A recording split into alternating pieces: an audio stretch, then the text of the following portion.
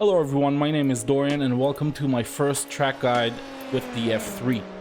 We are at Catalunya Historic. This is what's gonna come up in the iRacing F3 Championship this week. And we're gonna have around 30C on the track. That's when I was driving. I put it on 70% usage. My best lap time is a 35.6. I'm gonna quickly show you guys the lap and then we're gonna go over it corner by corner. I'm gonna give you guys the braking markers, the entry points, exit points, and a few keynotes on how to preserve tires here and maintain the car throughout the race. Let's get on the track.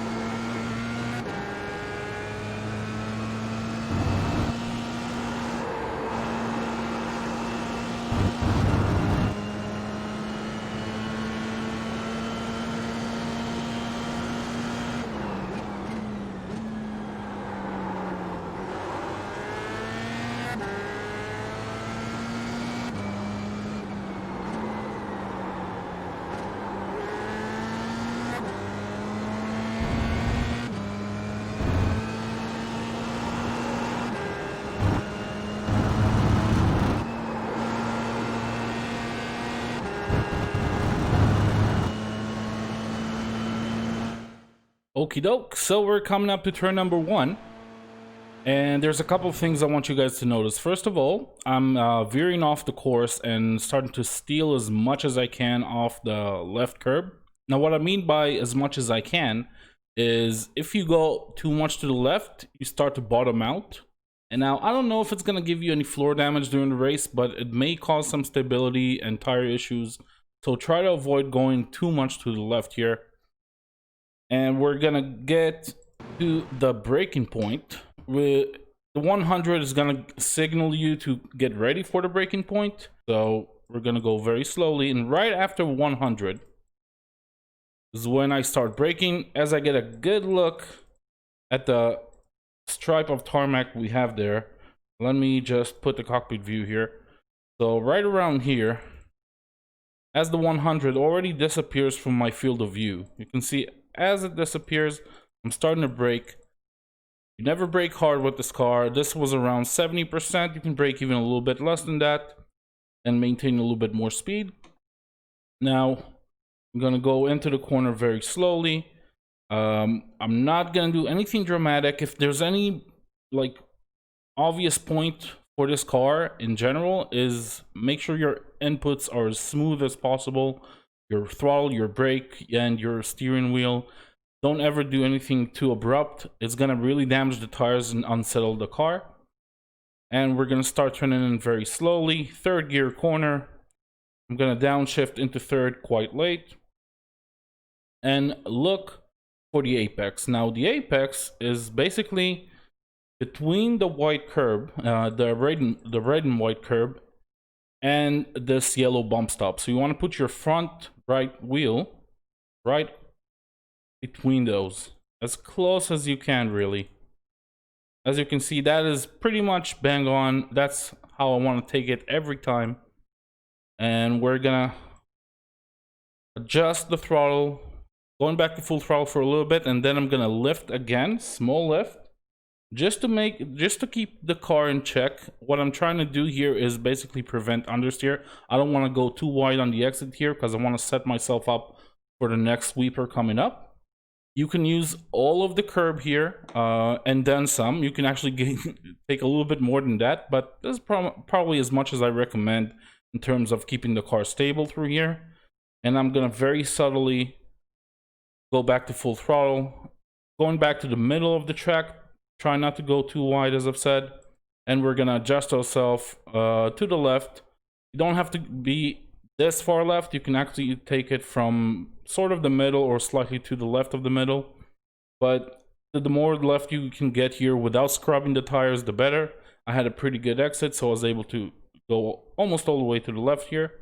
And this is a really vital point of tire management. So you can very easily scrub your tires here. And you really want to avoid that because after about 7 laps, there's a pretty big drop off, especially if you weren't maintaining them. You get the rears to overheat. You want to save that left rear tire throughout the race. The more you save it, the faster you'll be towards the end. Even if you need to concede positions at the beginning just to do that, it's probably worth it because people who are pushing hard throughout the race, they're going to lose positions in the end unless they're, you know, absolute gods, but most people are not. So keep that in mind. Maintain your tires. I'm gonna see I'm not even full throttle at this point, just a little bit before it, and I'm gonna fiddle around with it. My steering input doesn't change much, as you can see, but my throttle does, and I'm feeling the rear end kicking out here just a tiny bit. So what I'm gonna do, I'm gonna lift. I'm not gonna correct the car because I'm already right on the edge. As the car over rotates, I'm just gonna lift a tiny bit, steering with the throttle. That's a classic example. A pretty massive lift here, and that's because the car over rotated. As you can see, I got my front right pretty much on the gravel here. And you actually want to avoid that. You don't want it to be so far on the inside here. You want to have a shallower entry point. It didn't cost me much time, but throughout the race, that's going to put you at risk if you try to cut it this much. So try to be a little bit wider, turn in slightly later perhaps, and maybe don't let the car rotate as much. So be softer on your inputs than I was here. It was still fast. It was still somewhat the correct line, but it wasn't, you know, it wasn't perfect. And I'm letting, and as you can see, after I'm lifting, I'm not going back immediately to full throttle. The difference between full throttle and around 70-80% is huge on tire conservation.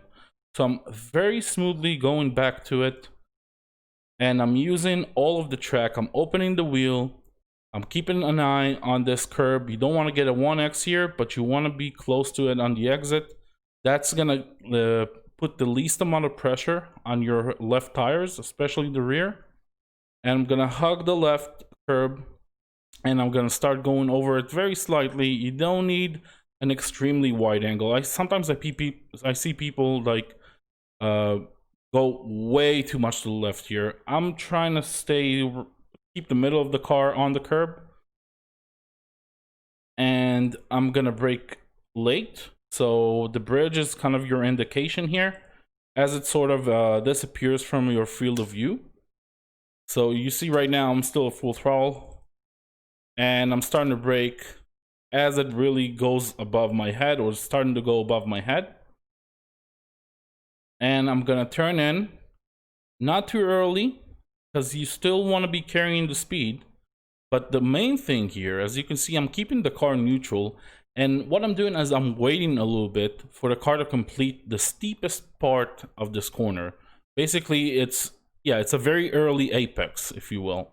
So I'm waiting for the car to complete it. I'm not being greedy on the throttle at all this corner, because again, I'm saving that rear left tire. Very gently, going back. As you can see, I was kind of feeling it out, not letting it go too wide, staying on the inside. And as I can see, the grip coming back and the back end is stable. I'm still at 70%. I'm gonna open the wheel a lot, about half as much inputs as I had, and let the car go wide as I slowly go back into the throttle. I'm using all of the track, and all of that is in an effort to conserve tires. And I'm gonna straighten the car back to the right to prepare myself for the next corner. Now, it's very difficult to find a braking marker here, but you can see how it kind of goes downhill from this point Like you're already going downhill, but the angle gets steeper right after around this point. This will be your braking marker. This is mine at least. And it's pretty useful. It's gonna give you a decent indication. See, as I'm getting close to it, it's getting more and more visible. And I'm already all the way to the right here. Not all the way. You can use some of this curb on the entry. It's not a problem actually. I probably should have. And braking very softly. You're braking downhill. You don't want to upset the car. Around 50, 55%. Going all the way down to second gear, turning in late, and I'm trying to utilize all of this curb on the inside. This curb is your friend. It's going to rotate the car, and it's going to give you a much better exit. So we're going over it very, very gently. Trying not to use any harsh inputs with the pedals right now. I'm trying to be very smooth with the throttle, as you can see. Don't go to full throttle until you leave the curb. This is a little bit of maintenance throttle. Keep the back end in check. Don't go to full throttle until you leave the curb completely. That's when you know you're a little safe. And I'm starting to go back to full throttle, using all of the curb on the outside here. There is a 1x if you overdo it. I luckily have it, but this is pretty much as you can use it without getting an off track. But look at how much you can take off it. If you try to stay within the lines, you're going to lose a lot of exit speed. So, you know, try to keep that in mind. Using all of the curb, coming back to the middle of the track. I don't want to take too long of a route here. It's not a lot of time, but, you know, whatever you can save without scrubbing tires, it's for the better. And right here, my braking marker is this white line here that kind of blends into the curb. I'm going to brake somewhere in the middle of that, I think. Let's find out. Yeah, right. I'm going to start to brake actually right before it. In fact, you can brake a little bit later. You can use this as your braking marker as you reach it, start braking. But I was really worried about setting up the car for the exit here because there's a lot of speed you can carry here if you get a good entry. So it might be worth to brake a little earlier, just like I did, and focus on the exit more.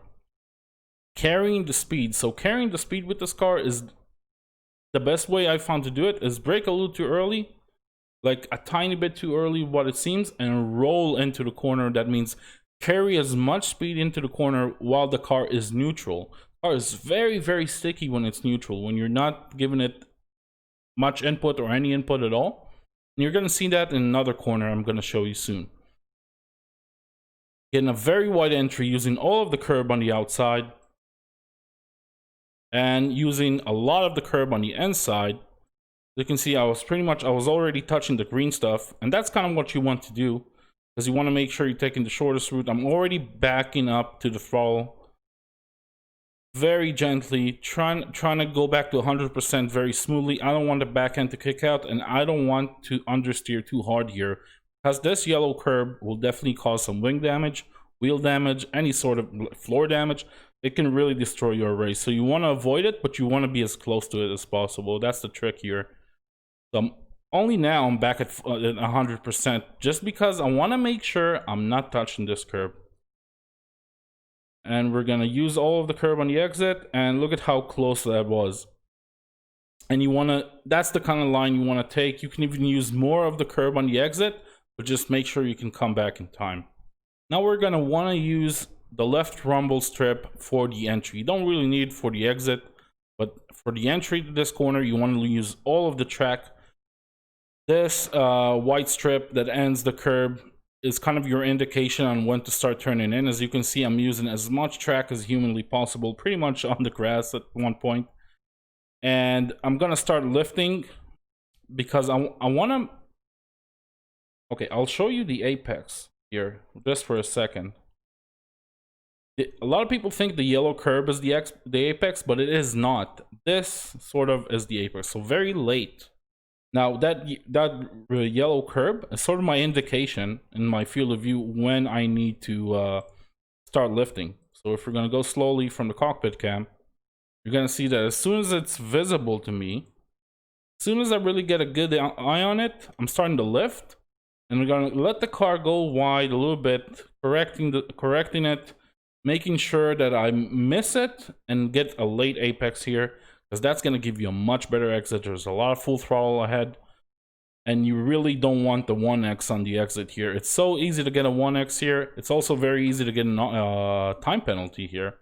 You want to focus on a late entry. That's going to sort you out for the straight here. It's going to avoid the penalties, and you're not going to go so wide. All right, let's get to the next corner. Historical layout. So this corner is quite unique. You don't see a lot of corners that are similar to this one. You want to brake right before the 50. I braked way too early, but it turned out to pay off quite well, because when I was braking early here, what I was able to do, as you can see, not a lot of braking power applied, maybe 50 to 60%. What I was able to do is really roll into the corner and have a late entry. You can see the car is pretty much neutral at this point. No inputs on the pedals, and I'm just carrying the speed. Minimal lean on any of the tires. The most balanced lean you can have on the tires. You're not leaning on the front, you're not leaning on the rear. The car is just perfectly balanced. You got plenty of downforce to carry you through here. And I'm kissing this curb a little bit, even climbing on it just a tiny bit. There's a lot of innuendo here with the curbs. And I'm starting to implement some throttle. I want to stay towards the middle and the inside and the middle here. You don't want to go too wide. It's very clear to see where the rubber is. If you go too wide on the exit here, you're going to have a hard time. You're going to scrub the tires like crazy, and there's a good chance you'll go off the track. So I'm going to the middle, then sort of going back already to the left, because I'm trying to correct the car and set it up for this corner. Very late, very neutral entry, as you're about to see. Slight dab of the brakes. So I barely touch the brakes here. Let's say 20%, and then I immediately go into trail braking to around 10%. From fourth into third gear, quite early to rotate the car. This is the most important thing about this corner. You use the gears to rotate the car, not the brakes. You don't want to use, you want to use as little input as possible. So you use the gears to rotate the car. And then a late second gear. You can see the car is quite neutral, very stable when it's neutral. A late, as you can see, when it blipped right now, this is when I use second gear. So if we look at a cockpit view, this is when I use second gear. I'm going to show you the whole corner from cockpit view here to get the proportion. And I'm going to look for this yellow curb, this yellow bump stop. And I'm going to come back to the throttle, 80%, 90%, second gear, into third on the exit. And we're through. Let's look at it from the inside one more time. All right, so I'll show you guys the inside here. Into third gear. Aiming towards the middle of the track. Look at how visible the rubber is here. Down to second. Turning in a little bit more. 90 degrees. And I'm coming back to the throttle right after that yellow bump stop. Aiming towards the exit with full throttle. Upshift. And you're clear. You can use all of this curb on the outside. No worries at all. And we're coming up to a very fast, really fun corner. Two corners, in fact, in this layout that just become a lot more fun when you're driving this layout with this car. So absolutely flat out here, you want to aim for a very early apex. You can use a lot of the curb. Let's see it from the inside for a second. I'm aiming, so basically this is my apex right around here. If we look from the outside for a second, that was my apex. I'm letting the car hang out. I'm letting it go wide. I'm saving the tires. You can use all of this curb pretty much. And I'm setting it up for the final corner, which is a little bit trickier than the last one we had, because you want to either downshift. You can stay in fifth gear, but I find it more useful to downshift and use that to rotate the car without losing too much speed. I won't have to brake as much. You can actually use a lot of the track here on the left, a lot of the curb. I probably could have used a little bit more of it to maximize my entry speed and exit speed, using a very small amount of braking for a very short amount of time. downshift, and I'm starting to turn in quite late. Going back to full throttle way before the apex,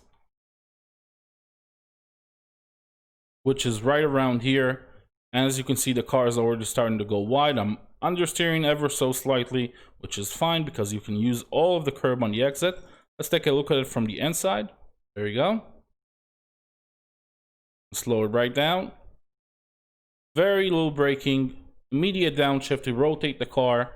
I don't need any braking while I'm turning in now because the car has already got its weight on the front tires, and I'm very aggressive on my return to the throttle and using all of the curb on the exit. No 1x, nothing to worry about, and that will give us a lap of a 35.616. I hope you guys enjoyed this track guide. I think I'm going to be doing them for pretty much every week, except the tracks that I'm really not familiar with. I don't think I'm any sort of authority there. If you enjoyed this video, please leave a like, subscribe. Very small channel, everything helps. And yeah, that's it. Have yourself a wonderful day. I'll see you guys on the next video. Bye bye.